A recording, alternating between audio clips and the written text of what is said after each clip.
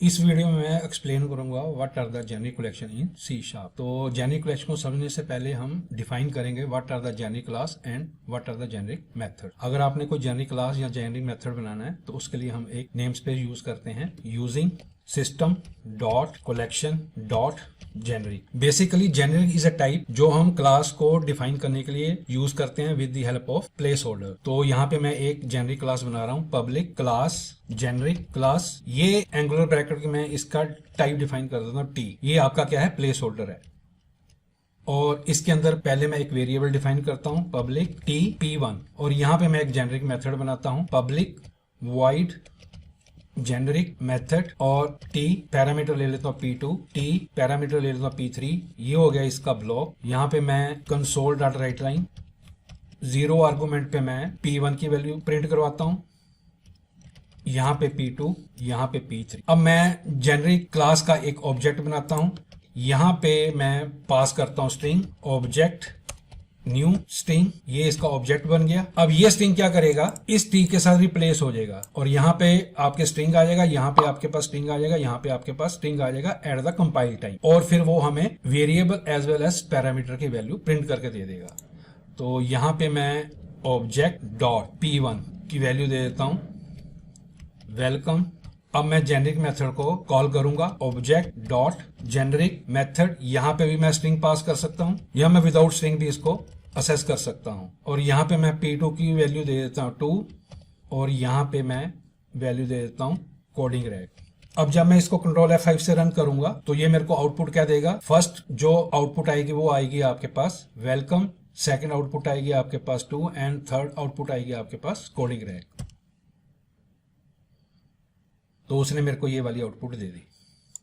जो generic methods होते हैं या जेनेरिक क्लासेस होती हैं वो सेम डाटा टाइप लेती हैं। या तो सारे के सारे वेरिएबल या पैरामीटर आपके इंट होंगे या आपके स्ट्रिंग होंगे या आपके डेसिमल होंगे। डिफरेंट डाटा टाइप हम नहीं ले सकते। तो अगर मैं इंट लेना चाहता हूँ तो यहाँ पे मैं इंट कर देता हूँ, ये भी मेरा एक ऑब्जेक्ट बन जाएगा। लेकिन सारे के सारे एलिमेंट इससे किससे रिप्लेस हो जाएंगे, इंट डाटा टाइप से हो जाएंगे। तो यहाँ पे मेरे को डिफाइन करना पड़ेगा इंट वैल्यू। यहाँ पे मैं 10 दे देता हूँ, यहाँ पे मैं 20 दे देता हूँ और यहाँ पे मैं दे देता हूँ 30।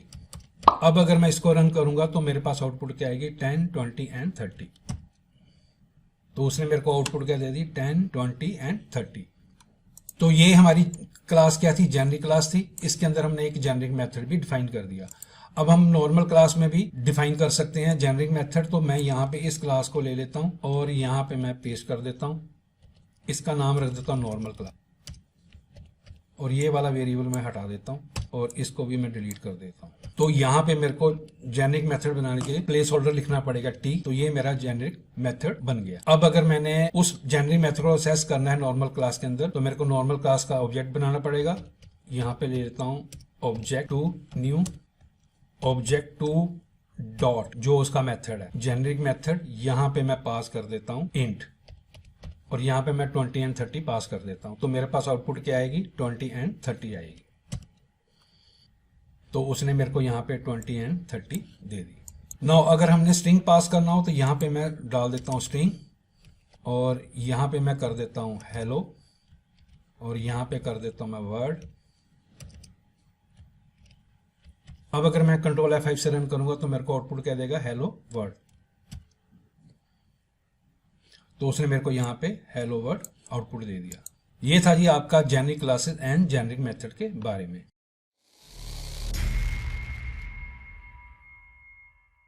नाउ अब हम डिस्कस करते हैं व्हाट इज द लिस्ट। जो लिस्ट होती है वो आपकी generic collection in C sharp होती है। तो लिस्ट के अंदर हम जितने भी एलिमेंट होते हैं वो सेम डाटा टाइप के होने चाहिए। जितने भी एलिमेंट हम लिस्ट में स्टोर करेंगे आइदर वो स्ट्रिंग हो सकते हैं, आइदर वो इंटीजर हो सकते हैं, डबल हो सकते हैं या आपके क्लास के ऑब्जेक्ट्स हो सकते हैं। अगर हमने अपनी एप्लीकेशन में लिस्ट को यूज करना है तो हमें system dot collection dot generic name space include करनी पड़ेगी। तो सबसे पहले मैं यहाँ पे एक लिस्ट क्रिएट करता हूँ लिस्ट int इन और यहाँ पे लिस्ट वन, इसका ऑब्जेक्ट बनाना तो न्यू से बनेगा लिस्ट int int। अगर मैंने declare as well as initialise करना है लिस्ट को, तो मैं यहाँ पे करली ब्रेसेस लिखूंगा, यहाँ पे मैं डाल देता हूँ 10, यहाँ पे डाल देता हूँ 20, यहाँ पे डाल देता हूँ 30। तो ये मेरी लिस्ट होगी जिसके अंदर सारे एलिमेंट इन टाइप के हैं। तो लिस्ट के अंदर आपके पास काउंट प्रॉपर्टी होती है और लिस्ट में आपके पास कैपेसिटी होती है। जो लिस्ट की बाय डिफॉल्ट कैपेसिटी होती है वो 4 होती है। अगर मैं लिस्ट के अंदर 5 एलिमेंट डाल दूंगा उसकी कैपेसिटी 8 हो जाएगी। अगर मैं 9 एलिमेंट डाल दूंगा उसकी कैपेसिटी ऑटोमेटिकली 16 हो जाएगी एंड सो ऑन। तो यहाँ पे मैं console dot right line bracket list one dot count, तो जो काउंट होता है एग्जैक्ट नंबर ऑफ एलिमेंट जो लिस्ट में होता है उसको वो प्रिंट कर देगा। यहाँ पे मेरे को आउटपुट क्या देगा 3 देगा। अगर मैं इसकी कैपेसिटी चेक करना चाहता हूँ तो वो मेरे को यहाँ पे कैपेसिटी क्या देगा 4 देगा। अब मैं इसको रन करता हूँ तो उसने मेरे को यहाँ पे 3 एंड 4 दे दिया। 3 है जो आपका काउंट है और 4 है जो आपकी कैपेसिटी है। अगर मैंने लिस्ट के अंदर एलिमेंट को ऐड करना है तो मेरे पास ऐड फंक्शन होता है। अगर मैंने मल्टीपल वैल्यू लिस्ट में ऐड करनी है तो मेरे पास फंक्शन जो होता है वो ऐड रेंज होता है। तो लिस्ट वन डॉट ऐड, तो जो ऐड फंक्शन होता है वो लिस्ट के एंड में आपका एलिमेंट अपेंड कर देगा। अगर यहाँ पे मैं 40 दे दूं और यहाँ पे मैं 50 दे दूं तो 40 एंड 50 आफ्टर 30 ऐड हो जाएगा। अगर मैंने लिस्ट के एलिमेंट को प्रिंट करवाना है तो मैं फॉर ईच लूप से उसको प्रिंट करवा सकता हूं। For each bracket war item in list one console dot right line और यहाँ पे मैं आइटम प्रिंट करवाऊंगा। तो इस केस में मेरे को एलिमेंट देगा 5, कैपेसिटी देगा मेरे को 8 और 10, 20, 30, 40, 50 प्रिंट करके मेरे को दे देगा। तो काउंट 5 दे दिए, कैपेसिटी 8 दे दी और उसने वैल्यू को यहाँ पे प्रिंट करवा दिया। अगर मेरे को मल्टीपल एलिमेंट लिस्ट के अंदर ऐड करने हैं तो मैं यहाँ पे एक अनदर लिस्ट बनाता हूँ। List int int list two new list int curly braces, यहाँ पे मैं दे देता हूँ value 100, 200 list one dot add range. तो ये आपका end of the list one में ये लिस्ट 2 के एलिमेंट को ऐड कर देगा। यहाँ पे लिस्ट 2 पास कर देता हूँ तो अब मेरे पास काउंट आ जाएंगे 7 और कैपेसिटी आ जाएगी 8 और 10, 20, 30, 40, 50 उसके बाद 100 एंड 200 प्रिंट करके दे देगा। तो काउंट 7 दे दिए, कैपेसिटी 8 दे दी और वो सारे के सारे एलिमेंट उसने यहाँ पे मेरे को प्रिंट करके दे दिए। तो लिस्ट के अंदर हमारे पास एक फंक्शन होता है that is called contains. Contains क्या करता है कि आपका लिस्ट में वो एलिमेंट चेक करेगा, अगर एलिमेंट प्रेजेंट होगा तो उसको ट्रू दे देगा, अदरवाइज वो फॉल्स दे देगा।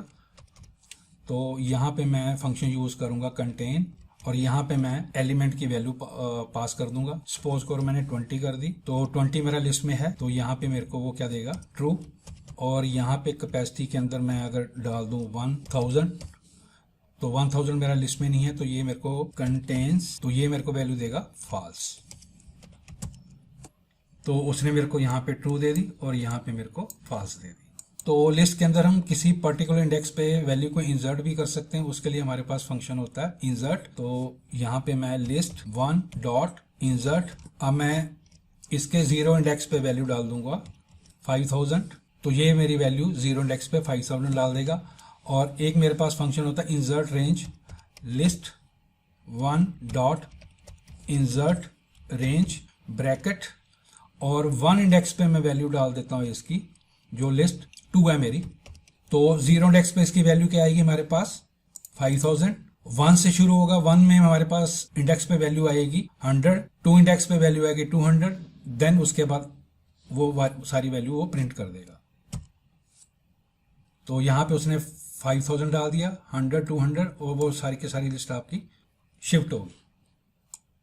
Now there is a function which is called remove. तो जब भी हमने लिस्ट में से एलिमेंट को रिमूव करना है तो पहले हमें उसका चेक करना पड़ेगा कि वो लिस्ट में एग्जिस्ट करता है कि नहीं करता। तो यहाँ पे मैं चेक करूंगा if list one dot contain 100 और ये इसका हो गया block, list one dot remove और यहाँ पे मैं डाल देता हूँ 100। तो यहाँ पे वो चेक करेगा 100 मेरे पास लिस्ट के अंदर पड़ा है तो वो यहाँ पे आके उसको डिलीट कर देगा। तो जो भी आपका लिस्ट में फर्स्ट ऑकरेंस होगा वही डिलीट होगा, सेकंड ऑकरेंस आपका डिलीट नहीं होगा। तो अब मैं रन करता हूं तो उसने यहाँ पे 100 था उसको डिलीट कर दिया, बट ये वाली ऑकरेंस आपके पास पड़ी है। एक एग्जांपल मैं और ले लेता हूं, अगर मैंने इंडेक्स के थ्रू रिमूव करना है तो यहाँ पे मैं लिस्ट डॉट रिमूव एट और उसकी वैल्यू को मैं 0 इंडेक्स से रिमूव कर देता हूं। इस केस में जो मेरे पास 5000 वैल्यू होगी वो आपके 0 इंडेक्स पे पड़ी है, वो रिमूव हो जाएगी।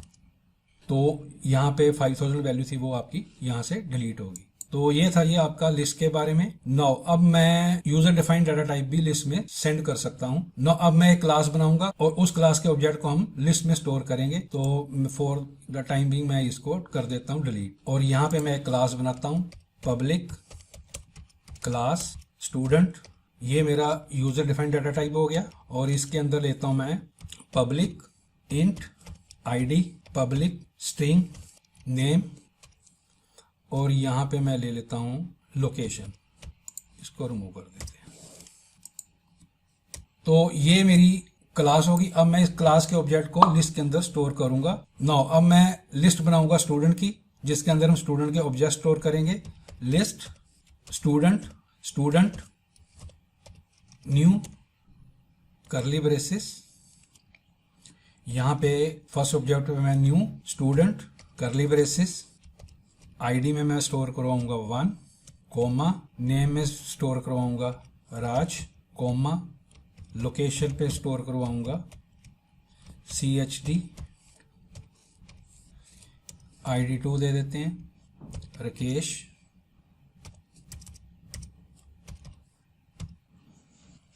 तो मैं इस तरह भी स्टूडेंट के ऑब्जेक्ट लिस्ट में ऐड कर सकता हूं। तो अगर मैंने इसके एलिमेंट को असेस करना हो तो मैं यहाँ पे फॉर ईच लूप, तो जो मेरा ऑब्जेक्ट है वो स्टूडेंट का बनेगा, करली braces console dot right line,